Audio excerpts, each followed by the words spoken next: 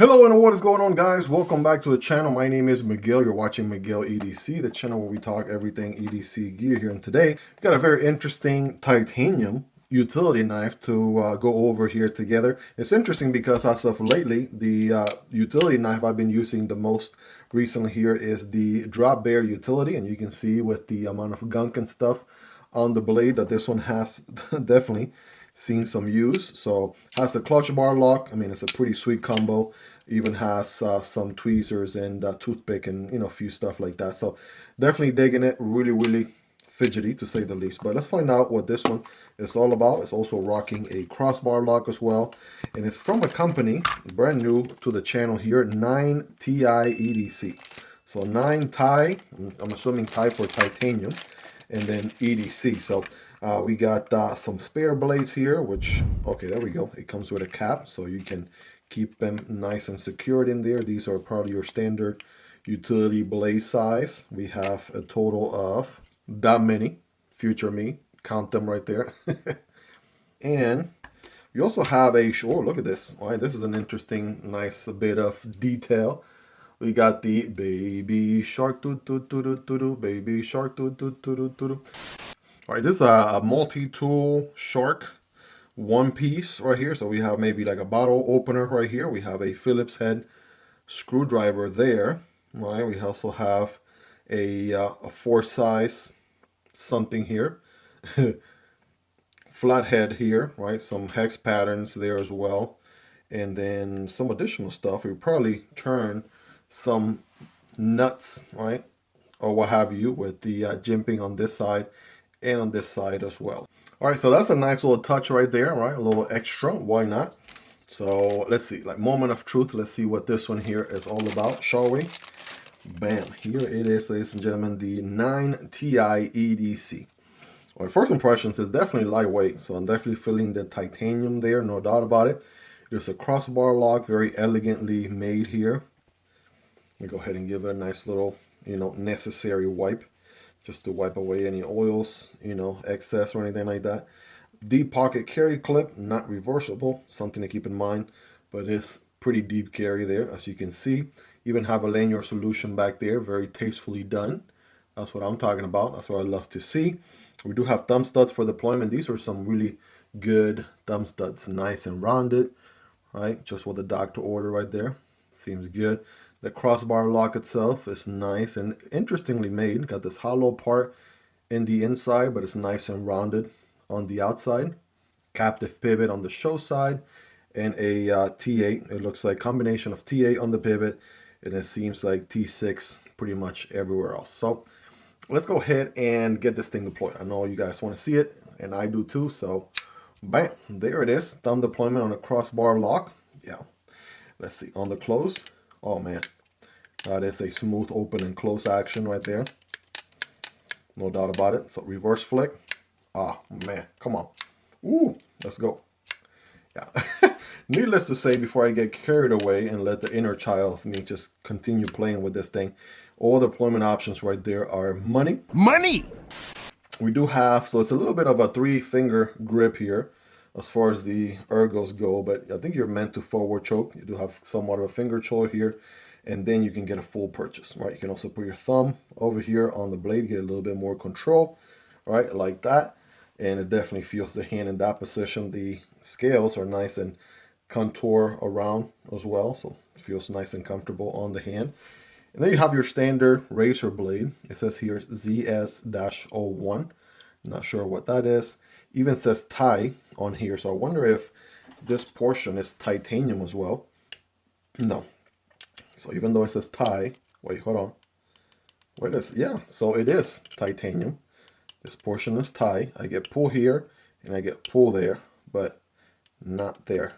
And obviously not here. We do have some steel liners. It's kind of like a cartridge liner here up until this point, up until where this screw is right there. You can sort of see it from the inside.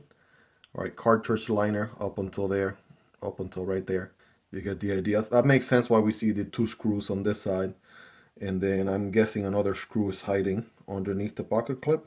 Yeah, there you go. There's the other screw under the pocket clip. And then, of course, all this titanium, backspacer titanium. So Even this part, again, I was not expecting this part to be titanium, but it certainly is. So that is a nice touch right there. A little too big on the branding, right? Maybe they could work on a logo or something instead of just the letters. But 9TiEDC, it's pretty broad right there, pretty big. So, and then of course you got your standard blade. All right, so let's check this out. How do we? It says go this way, so that's to tighten it. So I'm sure if the principles still apply, we go lefty loosey. It's a little bit tougher than I had anticipated. We got this tool, we got this wheel. We got teeth here, and we got teeth here. Does it have something to do with the Okay, you know, from time to time you have one of those light bulb moments and you're like, oh man, I'm a genius. But, you know, it's just common sense, Miguel. Come on. That makes a lot of sense why they included this right now. Because I was just about to beat up my thumbs trying to do it like a man. Do it like a man. But yeah, that was not getting me anywhere. Now, I did notice you loosen it up. You kind of reach like a bottom out end right here. So you don't take out the whole thing. It should be loose enough for you to take it out. That's my theory. Sir, do you want to give me my... No, that was my theory is wrong. Maybe I do have to take it out all the way. I wonder if there was a way to do it so that you don't have to unscrew this guy completely. So far, yes, it's locked in. It's locked in there, not going anywhere. So, thinking I'm gonna have to just completely remove the thing. A good thing I got my tool here. And yeah, you know, unless I'm missing something, like a total noob, that could definitely be. So I like recording these raw first impressions videos so you guys can see me struggle and make fun of me in the comments. You know, nothing like a great self-deprecation right there. Come on now, is that loose enough for you still? All right, fast forward, Miguel, to the future. So you're finally able to take this thing out. So there you go, as you would expect. And can I now have my blade? I mean, now that I've taken the little screw out, what is holding? Yeah, so this one hole here covers a portion of the blade. So that's why I had to take the whole thing out completely. But then as far as removing the blade, you just push up and out, and it should be good, right, as far as taking out the blade that way. So yeah, just to recap there, right, as far as pulling out the blade, once the hardware is off, you can just push up or to the left like that, and then slide it out this way, and then sliding it in. It's a little bit of a wiggle situation. So I'm just gonna wiggle it in, right? Once it clicks right there, I'm noticing it's not moving. The hole actually aligns pretty well, and then I can go ahead and tighten this guy back in there. Now, you know, clearly I'm not gonna be switching this blade like on a daily basis, so I don't mind this process. And I'm sure the more I do it, right, the easier it's gonna be for this thing to roll in its track. All right, the screw right here, but then, you know, got the baby shark here to help me out. So now we're going righty-tighty. And yeah, there we go. Tighten it to the end. So this doesn't necessarily need to be super tight because, again, it's holding the blade in place by just capturing half of the hole, basically cut out, right? The cutout on the actual blade itself. If I can show you, right? So these different cutouts is capturing one of those, and that's what's holding, right, that blade in place there. So it's not going anywhere anytime soon, to say the least. You know, I guess it takes one time to become an expert, right? Just doing it one time, get the hang of it, right? Basically have that safety screw there. Just got to untighten it. This tool, included tool, right, comes handy. You could probably use this for some other stuff. It's actually pretty lightweight, doesn't take up a lot of pocket room. So, you know, it can be your can opener, beer bottle opener, what have you, right there. Well, yeah, very interesting little replacement method right there. And the blade is actually pretty light too. So deploying this thing, now I got oil on my fingers. Deploying this thing feels, yeah, really good. Now, might be a reason why people put jimping on thumb studs. I want to say, That could be a reason why I was slipping off a little bit. It's kind of like a smooth rounded surface. But if you just push down, yeah, you're good. Reverse flick, thumb deployment, crossbar deployment. Now let's go ahead and do some quick size comparisons here to give you a ballpark right next to the Kaiser Drop Bear utility right there. And I also showcased this one on the utility, on the Drop Bear utility video. And this is a Husky utility knife that I've had here for quite some time, I think 2016 or so. And, you know, just for reference, what you would pick up at your local Home Depot or Lowe's or what have you. Just for reference, again, all these are linked down below. This one has a pretty neat mechanism because all you got to do is, you know, kind of move this little lever down like that, and then it's easy to, you know, swap the blade and put a new one in or turn it around 180, whatever the case is. So I feel like as far as ease of use, this one here is taking the cake so far. It does have some other drawbacks of its own, like being a lock back and having a tip down carry clip, which is again weird this day and age, at least for me. A one thumb stud, and again, yeah, being a lock back. But as far as this mechanism goes, right, that is, yeah, very, very nice. So if other companies could do something like that, that would be awesome. It does make it a little bit girthy, I guess, so that's something to overcome.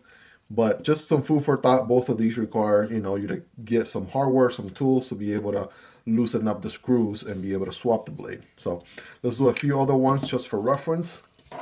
Here is the PM2. Here is the Para 3, right? Obviously, those are going to be much larger right there. So we're just going to go rapid fire here. Demco 8020.5 and the Kunbu Chad. You can tell I'm a huge fan of Warncliffe's blades and Sheepfoot blades. Those are my sauce, my style, if you would.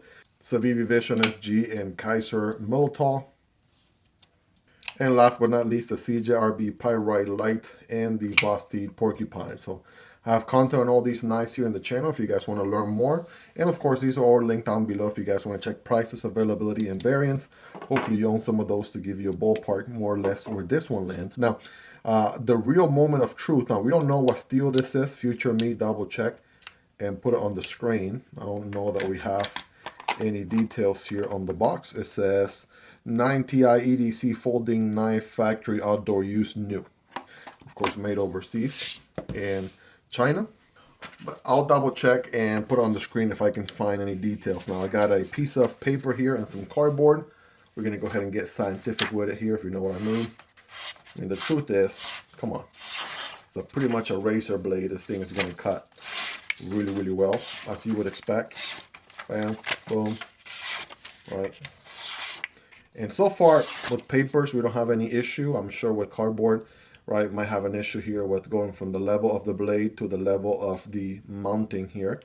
But let's see how that goes. I have a average piece of cardboard, single wall with a dual wall section back here, and I'm gonna cut a diagonal angle here for better performance. Here we go. Nice. All right, that's looking pretty good, you guys. I mean, so if you do it at this angle, right, it's definitely going to perform. I think if you try doing something like that, then it will get cut up with the, you know, this portion. So it's best to kind of cut at an angle like this, and then you don't run into any issues doing it that way. So there you go. So needless to say, it can definitely cut very sharp out of the box. And we have, you know, quite a few replacements as well. So that's also pretty cool that they added that. You all let me know in the comments on a scale from 1 through 10. How sharp is this? Rate that factory edge and let me know. Getting some quick measurements out here. We have a total of 5.5 overall length.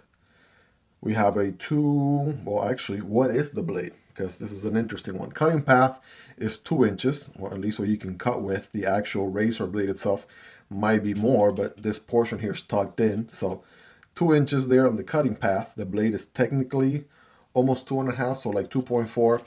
And we got about a little bit over 3 inches, under 3.25, like 3.2, right? 3.2 inches on the handle. Just looking at the thickness from right here, blade stock thickness comes in at 0.08. Very slicey, right? I'm glad that it doesn't add like a whole lot of extra thickness. And then we have 0.43 here on the handle thickness. So 0.5 is the average in the channel. And here we go. Let's get a quick read on this bad boy here weight-wise. Again, it feels really good on the weight. I'd be surprised if it's anywhere over 2.5 ounces. How about 3? You know, whatever I say, just add half an ounce to it. You'll be okay. 3 ounces, which is 85 grams. Again, really good weight for EDC. Not too heavy, reasonably lightweight enough. And you already know this thing is going to go well in your fifth pocket. This thing is going to, it's just, you know, a utility knife. It's like, I feel like there's less pressure, less tension there. Maybe it's just me. Am I the only one? What has been your experience whenever you carry a utility knife? Let me know. Also, let me know, what do you like about this one? What do you love about it? Is there anything you dislike about it? Let me know. This one should be very, very affordable. Again, I'll have all the links down below so you guys can check it out. Hope you guys really enjoyed this one. If you made it to the end, you're the real MVP. Hope you guys have a wonderful rest of your day. Take care, and I'll see you on the next one, either this one or this one. Peace.